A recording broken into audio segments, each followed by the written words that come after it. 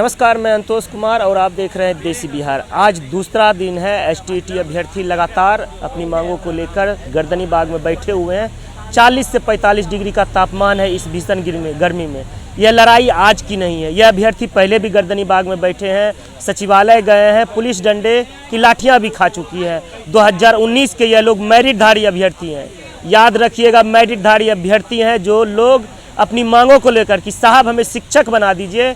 आप लोगों ने परीक्षा लिया और हम मेरिट में भी आ गए, मगर अभी तक यह लोग शिक्षक बनने से वंचित है। आइए अभ्यर्थियों से बात करते हैं, उनसे पूछते हैं क्या इस बार जो यहाँ पे बैठे हैं कि पिछली बार की तरह फिर यहाँ से उठ के चले जाएंगे, कि इस बार का यह आंदोलन फाइनल आंदोलन बनेगा, यह गर्दनी बाग, कि फिर यहाँ से यह लोग रुखसत हो जाएंगे खाली हाथ। क्या खाली हाथ जाइएगा? कुछ लेके जाइएगा, क्योंकि बोर्ड लगा दिए हैं अनिश्चितकालीन, मतलब कि डू और डाई वाला ही ये आंदोलन है। आपने कहा यहाँ से कुछ लेके जाइएगा, कुछ नहीं, यहाँ से हम लोग बहुत कुछ लेकर के जाएंगे। क्या क्या बहुत कुछ में है? बहुत कुछ में जैसे हम लोगों की 4 सूत्रीय मांग है। पहला हमारा मांग है कि एसटीईटी के अंकों पे बहाली सुनिश्चित करें, यानी मेरिटधारी। मेरिटधारी यहाँ पे मेरिट की हम बात नहीं कर रहे हैं। एसटीईटी में जो मार्क्स आए हैं उसको घटते क्रम में मेरिट बनाएं, सबका बनाएं, 80,000 का बनाएं। जितनी सीट होगी, मतलब सरकार के पास तो बहुत सीट है, जितनी सीट होगी उतने लोगों को बहाल कर दें। हम नहीं कह रहे हैं कि आप हमारा जॉब दे दीजिए। हमारे जो कुछ नॉन मेरिट वाले भी भाई हैं, हालांकि हम उन्हें नॉन मेरिट नहीं कहते हैं, तो उनको भी अगर सरकार बहाल करना चाहे तो करे, तो उनको भी मैंने कहा, ये नहीं कह रहा हूँ कि मुझे छोड़ करके उनको बना। नॉन मेरिट वाले से अपने बच्चों को पढ़ाइएगा आप? नहीं, नॉन मेरिट का मतलब क्या है? एक विभाग में, एक डिपार्टमेंट में जो लोग जाते हैं, मतलब आईएएस का एग्जाम होता है तो सबका एक बराबर थोड़े मार्क्स आता है। 28,000 से ज्यादा अभ्यर्थी आप लोग मेरिटधारी है ना? श्रुति श्रीवास्तव जो थी, कोई टॉप करता है, कोई सेकंड पोजीशन आता है, कोई थर्ड पोजीशन आता है, होते तो आईएएस ही है ना। तो उसी में जो टॉपर होगा वो स्कूल में जाएगा, वहाँ के एजुकेशन व्यवस्था। आप आईएएस से इसको डिफाइन नहीं कर सकते हैं। मेरिट और नॉन मेरिट का बात है।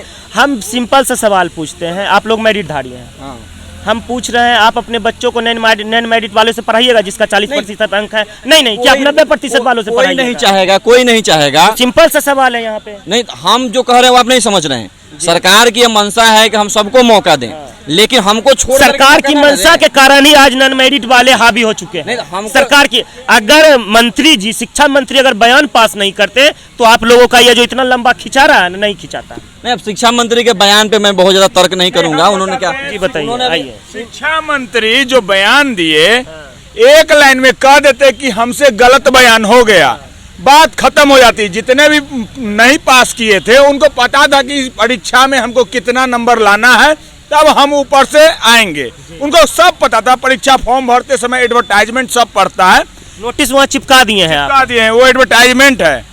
सबको पता था कि क्या करना है तो पास होना है। शिक्षा मंत्री जी पढ़े नहीं विज्ञापन को, ऐसा ही बोल दिए कि जो पास हुए शिक्षक बन गए। उनको बोलना चाहिए था कि हमसे गलती हो गई, एक लाइन बोलना चाहिए था।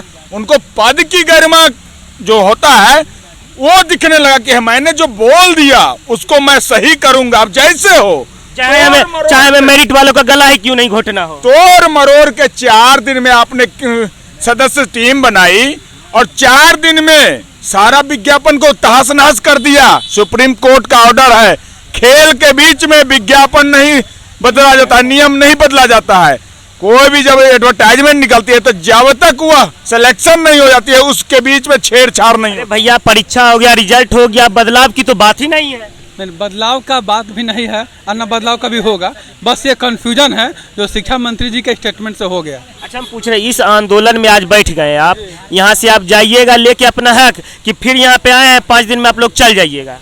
हम इसी उम्मीद और विश्वास के साथ बैठे हैं कि इस बार हमारी मांग को मान लिया जाएगा। हम लोग 3 मांग है जो अभी अनिल जी बताए हैं, 3 ही मांग है।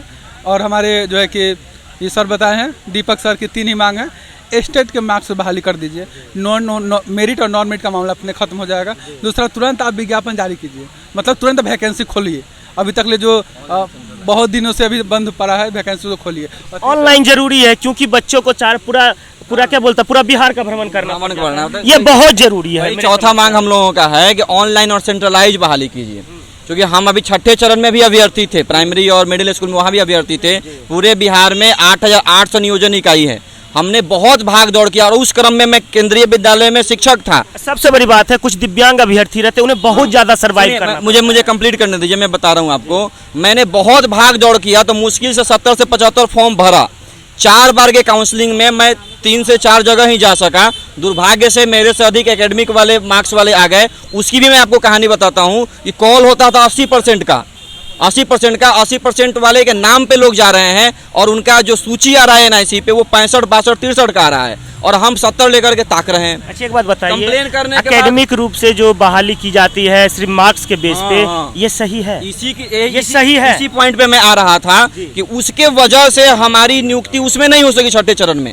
और इसमें भी मतलब अभी जो वर्तमान नियमावली 2020 का है, इसमें भी जो नियमावली कहता है कि एकेडमिक पे बनेगा मेगा सूची, यानी कि BA और BEd पे। तो आप सब जानते हैं कि BA और BEd का मार्क्स कैसे अचीव किया जाता है। इसलिए हम लोग चाहते हैं, हम लोग अपने 4 सूत्री मांगों में पहला मांग यही रखा है कि STET के मार्क्स पे बहाली कीजिए। तो कोई कहीं से भी डिग्री कंपटीशन बेस पे तो कोई कहीं से भी मार्क्स डिग्री लाया होगा, उससे कोई फर्क नहीं। व्हाटएवर आप कहीं से आए, आपका पता चल जाएगा आपकी शैक्षिक योग्यता रियल में क्या है। आप कहीं से खरीद के लाए हो, आप कंपटीशन में बैठे हैं तो आपने परफॉर्मेंस किया होगा ना। हमारा अगर 140 नंबर है तो हम डिग्री कहाँ से लाए वो मायने नहीं रखता है, हमारा परफॉर्मेंस प्रतियोगिता में दिखेगी। एकेडमिक में तो कभी परफॉर्मेंस नहीं दिख सकता।